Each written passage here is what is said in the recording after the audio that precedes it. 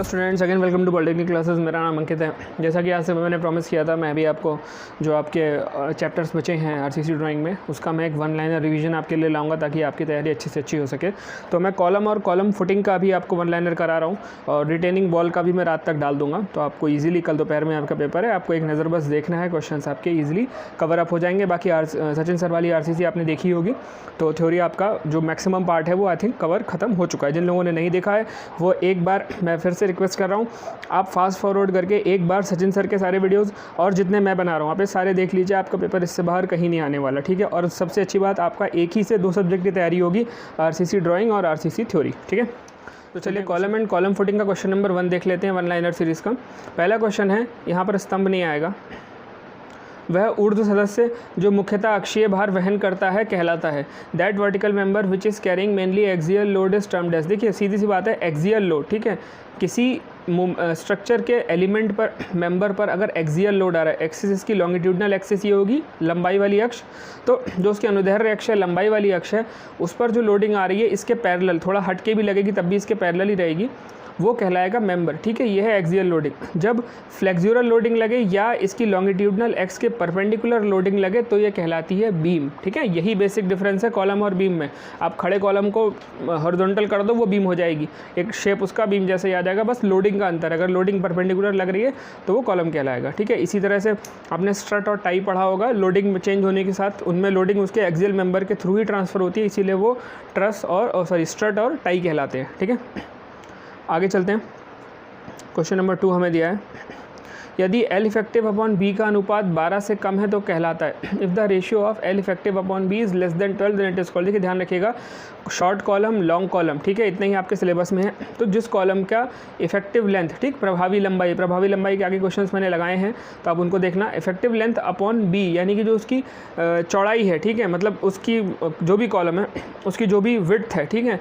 अगर वो सर्कुलर होगा तो उसकी डाया होगी, रेक्टेंगुलर शेप का होगा तो उसकी जो विड्थ होगी, तो जो विड्थ है उन दोनों का रेशियो, ठीक है, जब ये 12 से कम है, ठीक, तो उसको हम कहते हैं शॉर्ट कॉलम, ठीक है। ये ध्यान रखिएगा, जब ये रेशियो 12 से कम है तब हम उसे कहेंगे शॉर्ट कॉलम। जब L इफेक्टिव अपॉन B 12 से कम तो शॉर्ट कॉलम।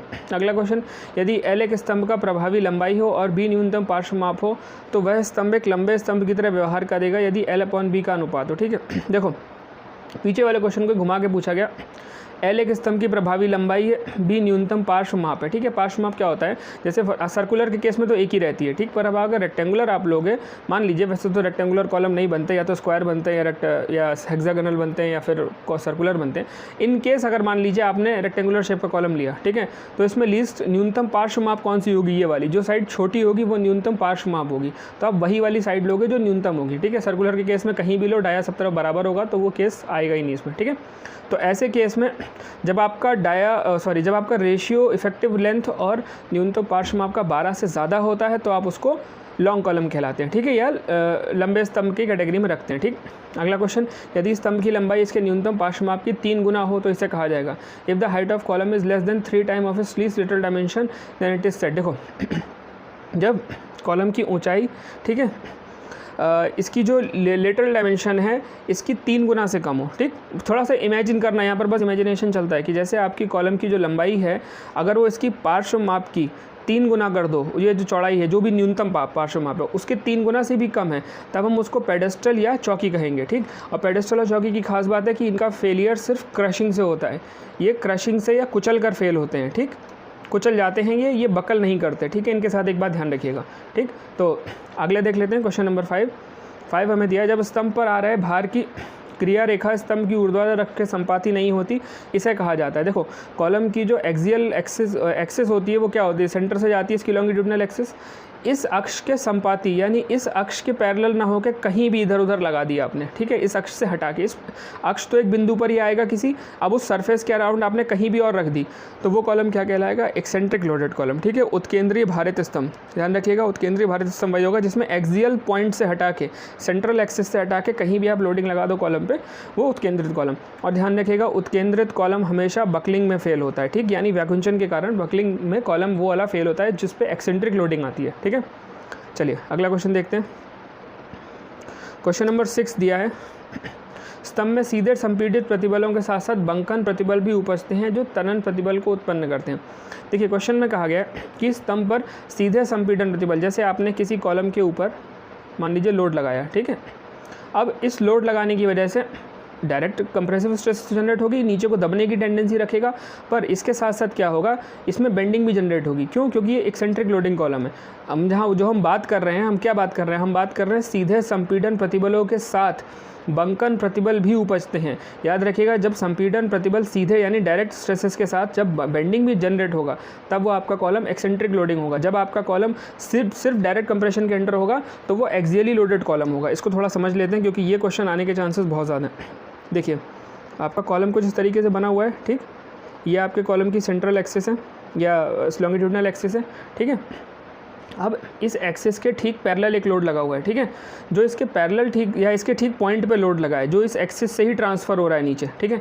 इस प्रकार का loading column axially loaded column होगा। पर जैसे ही आपने इससे हटा के लगाया कॉलम पे लोड, ठीक है। अब आप एक बात को समझिए, आप एक लकड़ी लीजिए, ठीक है, ज़्यादा लंबी ना हो, पतली हो, ठीक है।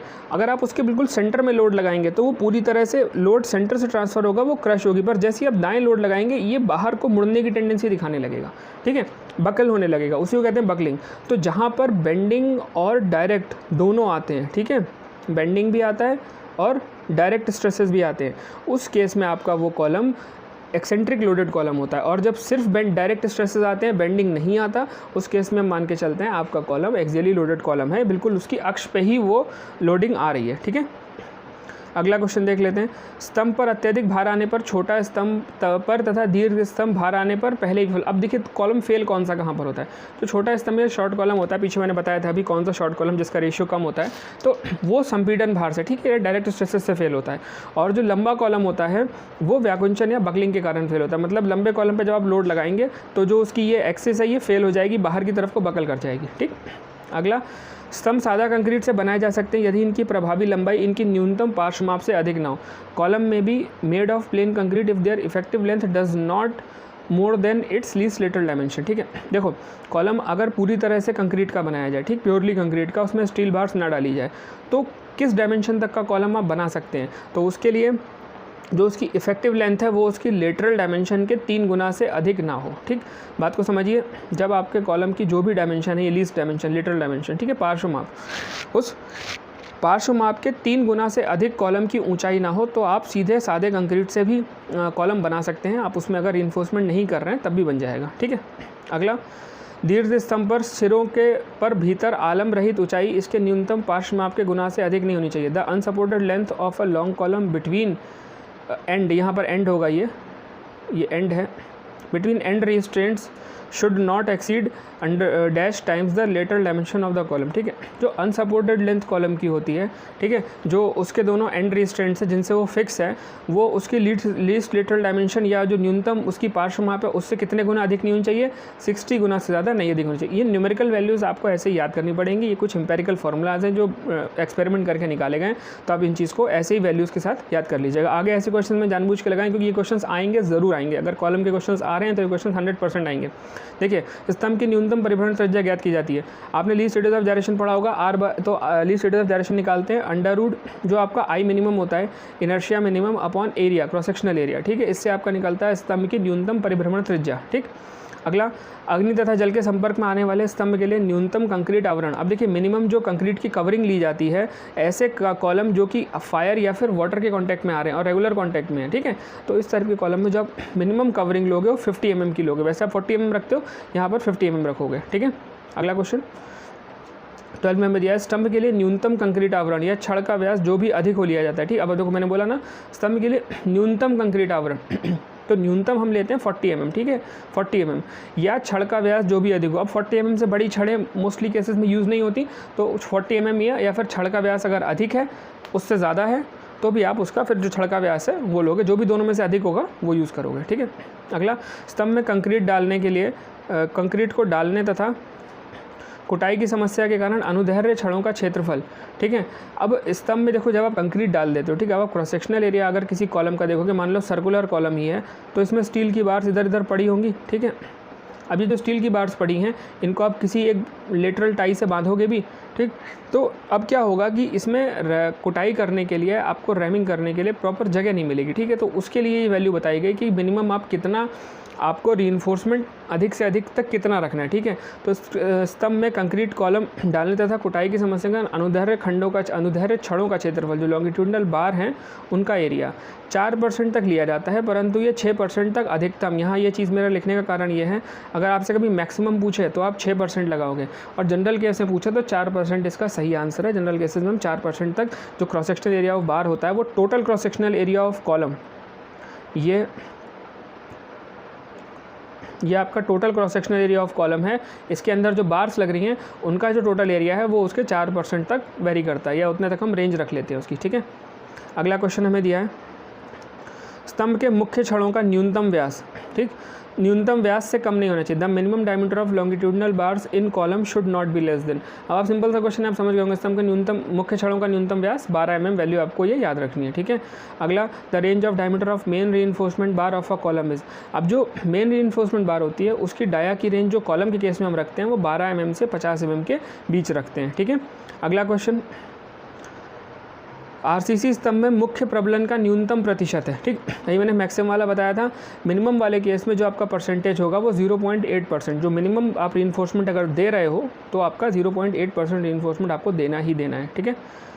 स्तंभ की प्रभावी लंबाई जब दोनों, और ये 0.8% बता दूँ टोटल एरिया का है, क्रॉस सेक्शनल एरिया, हाँ आप ध्यान रखिएगा, टोटल क्रॉस सेक्शनल एरिया का 0.8%। अगला, स्तंभ की प्रभावी लंबाई जब दोनों सिरे स्थिति तथा दिशा में पूर्णतः आबद्ध हो, ठीक। अब ये वाला जो केस है ये कॉलम एंड कंडीशंस का केस है, ठीक है। कॉलम एंड कंडीशन केस का मतलब क्या है, दोनों सिरे स्थिति और दिशा में पूर्णतः आबद्ध, ठीक, मतलब आपने दोनों एंड्स को एकदम फिक्स कर दिया, ठीक है। ये ना ही रोटेशनल मूवमेंट कर सकते हैं, ये ना ही रोटेशनल मूवमेंट कर सकते हैं किसी भी प्रकार की, ठीक है, ना ही ये किसी भी प्रकार का लिटरल मूवमेंट कर सकते हैं, ठीक है। तो इसलिए ना आपने इनको फिक्स कर दिया, ठीक। तो इस प्रकार के कॉलम जिसके दोनों एंड्स फिक्स्ड होते हैं उसको हम लेते हैं 0.65 L। जो उसकी लेंथ होती है, जो ट्रू लेंथ होती है, उसको 0.65 टाइम्स करते हैं तो उसकी इफेक्टिव लेंथ निकल के आती है, ठीक है। एक सिरा पूर्णतः आबद्ध तथा दूसरा सिरा कब्जेदार। अब ये जो एंड कंडीशन है कॉलम की, इसमें क्या होगा, जो आपका एक सिरा है, ठीक है, वो फिक्स है, ठीक, और जो दूसरा सिरा है वो हिंज है। तो हिंज वाले केस में जब एक सिरा हिंज एक सिरा फिक्स है तो आप कॉलम की इफेक्टिव लेंथ मानोगे 0.8 इंटू उसको ट्रू लेंथ जो भी उसकी लेंथ होगी, ठीक है।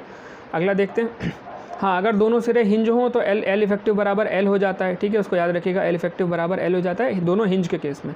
और एक है एक सिरा आबद्ध परंतु दूसरा सिरा पूर्णतः मुक्त, ठीक है, मतलब एक कॉलम का एक एंड आपने फिक्स कर दिया और दूसरा एंड आपका फ्री है, ठीक, एक एंड आपने फिक्स कर रखा है, दूसरा एंड बिल्कुल फ्री है, तो उस केस में आप कॉलम की इफेक्टिव लेंथ मानते हैं 2L, ठीक है। ये सारे इंपेरिकल फॉर्मूलाज हैं, आपको ऐसे याद करने और क्वेश्चन में आपको 100% मिलेंगे ऐसे क्वेश्चन, ठीक। एक स्तंभ पूरी लंबाई के सभी और आलंबित होने पर तनुता अनुपात होगा। देखो कॉलम की पूरी लंबाई को आलंबित होने का मतलब क्या है, कॉलम के ऊपर से लोडिंग आ रही है, ठीक है, ये बकल करने की टेंडेंसी रख रहा है, ठीक है, पर आपने पूरे कॉलम को ही आलंबित कर दिया। कैसे, ऐसे कुछ आपने इस कॉलम को सब तरफ से सपोर्ट दे दिया, ठीक है। जब आप बकलिंग होने ही नहीं दोगे, सब तरफ से उसको आलंबित कर दोगे तो सपोर्ट बकलिंग होगी कहाँ से फिर, ठीक है।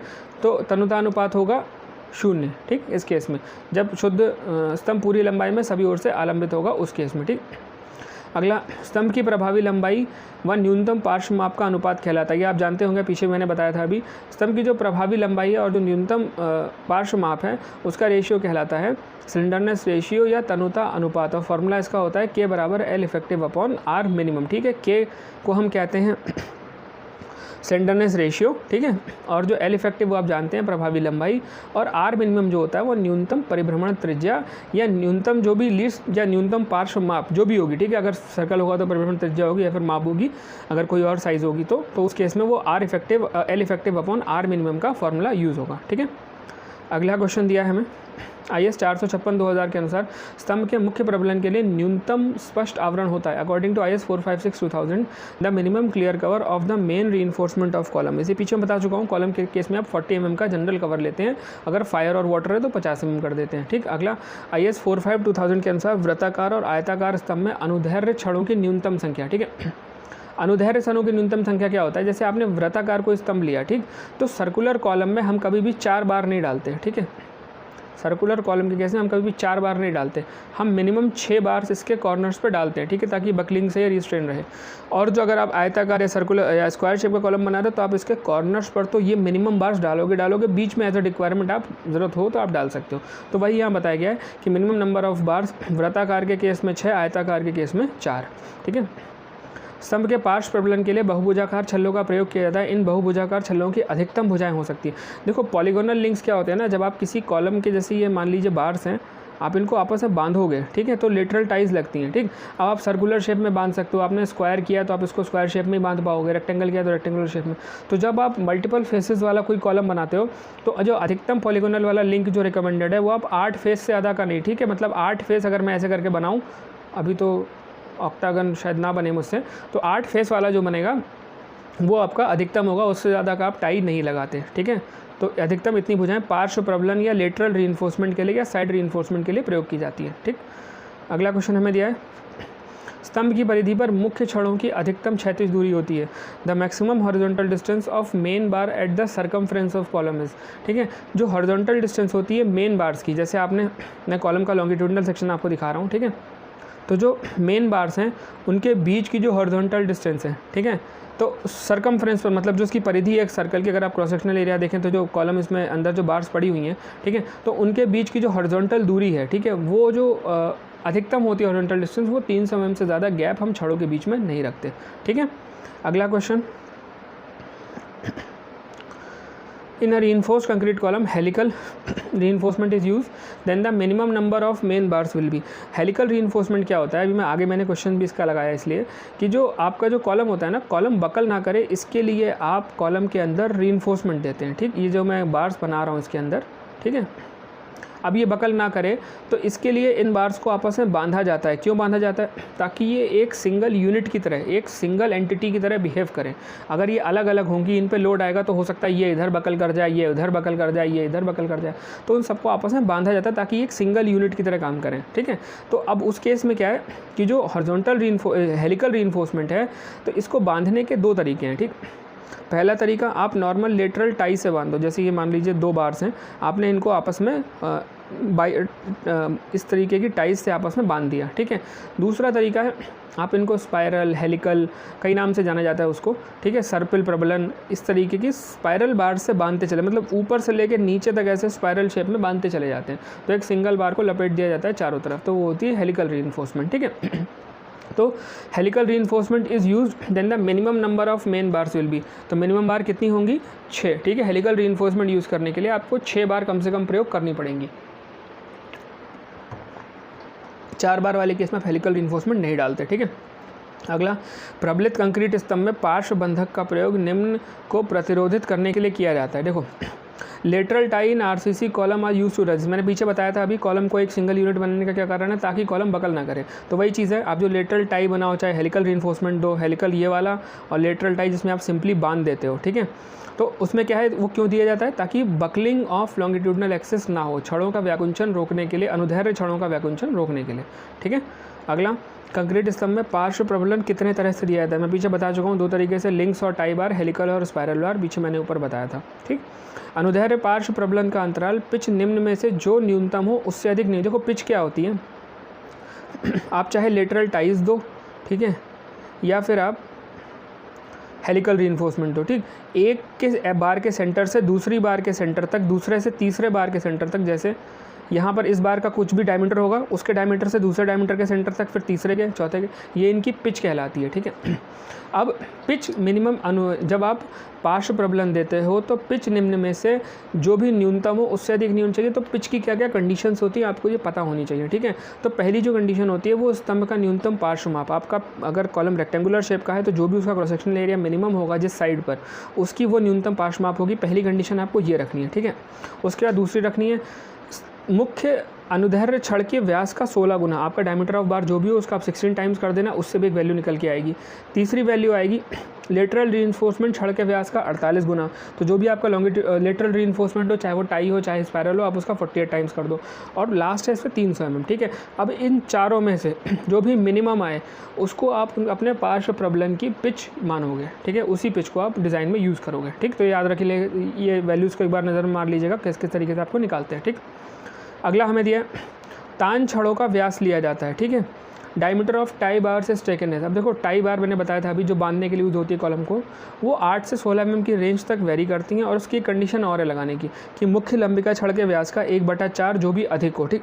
अब देखो इसमें से मान लो आपने कोई एक डिज़ाइन डिसाइड कर लिया साइज़, ठीक है, या आपको किसी न्यूमेरिकल वैल्यू से निकल के आ गया, उसके बाद जो मेन रीइंफोर्समेंट होती है उसका 1/4, ठीक है, 1/4 टाइम्स। अब इन दोनों में जो भी अधिक हो उसको आप एज अ टाई बार आप यूज़ कर सकते हो कॉलम के केस में, ठीक है। अगला से अधिक व्यास की छड़ों को चढ़ाव नहीं देना चाहिए। Lap length should not be more than diameter of bars, ठीक है। तो अब लैप, देखो लैप क्या होता है, जब हम चढ़ाव जोड़ करते हैं, ठीक, चढ़ाव जोड़ के केस में आप क्या करोगे, एक बार को आप ऐसे रखोगे और दूसरी बार को आप इसके पास रखोगे, ठीक है। अब लैप लेंथ इतनी होनी चाहिए कि सरफेस फ्रिक्शन बने और ये स्लिप ना हो, और फिर इनको आपस में बांध दोगे, ठीक है। ये इनकी लैप लेंथ है।